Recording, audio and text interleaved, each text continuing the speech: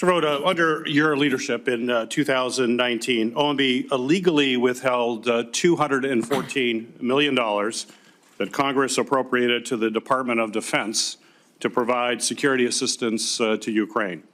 The Government Accountability Office concluded that OMB's actions were a violation of the Impoundment Control Act and that your actions then forced Congress to reappropriate the funds.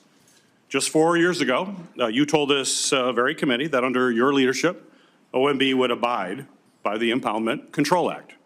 However, your past actions and public statements suggest that you may not follow this law in the future.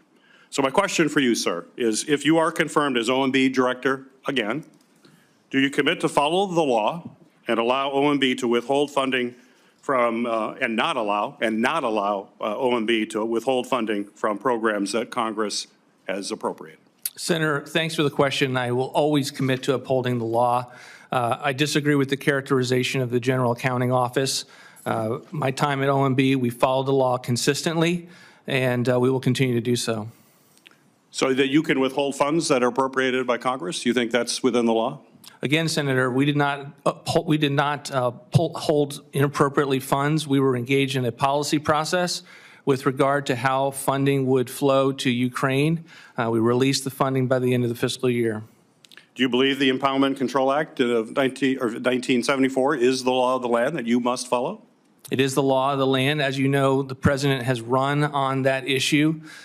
He believes it's unconstitutional. For 200 years, presidents had the ability to spend less than an appropriation if they could do it for less.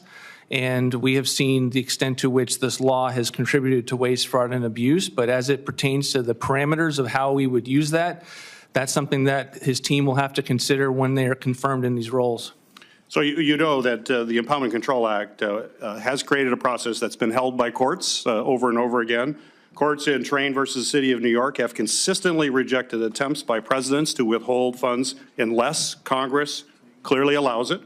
In Clinton versus New York also determined that laws which allow the president to unilaterally cancel appropriations are unconstitutional.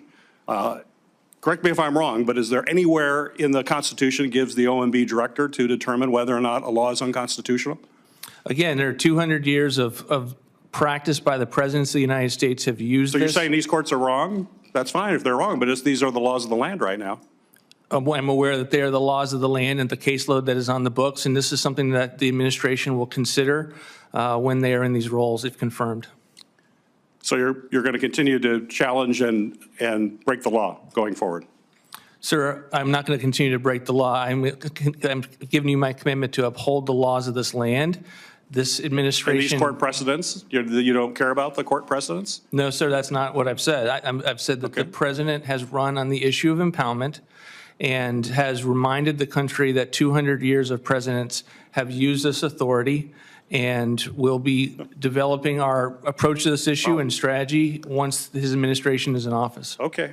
Well, you know, as a member of the Senate Appropriations Committee that I am on, in addition to this, I've worked very hard with colleagues to negotiate in good faith and reach bipartisan spending agreements.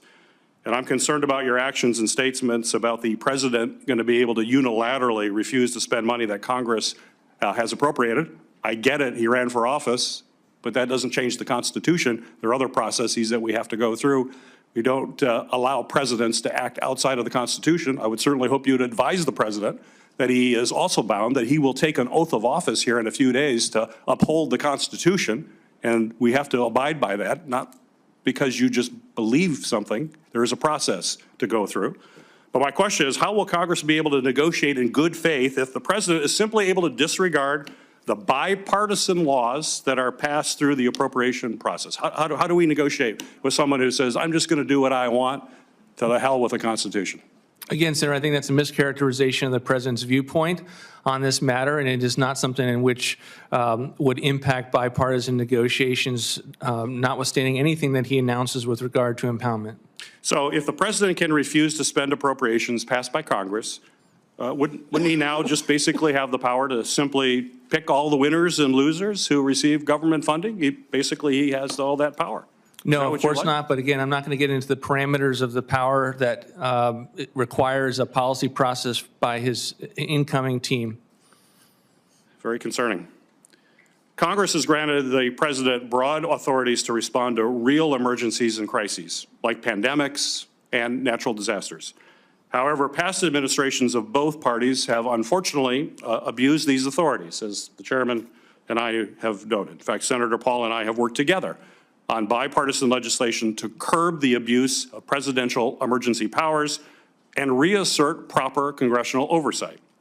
And I'm deeply concerned about reporting that indicates that you designed the plan to abuse the National Emergency Act to circumvent laws passed by Congress by moving military construction money to build the border wall.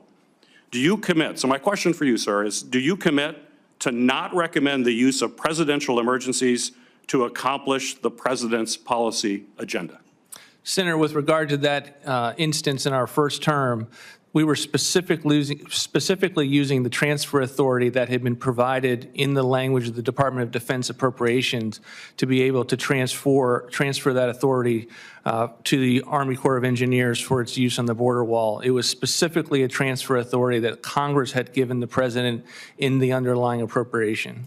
There was you circumvented the laws. I think it's pretty clear. My question is, next question and last question here in remaining time, will you support efforts to rein in presidential authority and ensure that Congress has a rightful say,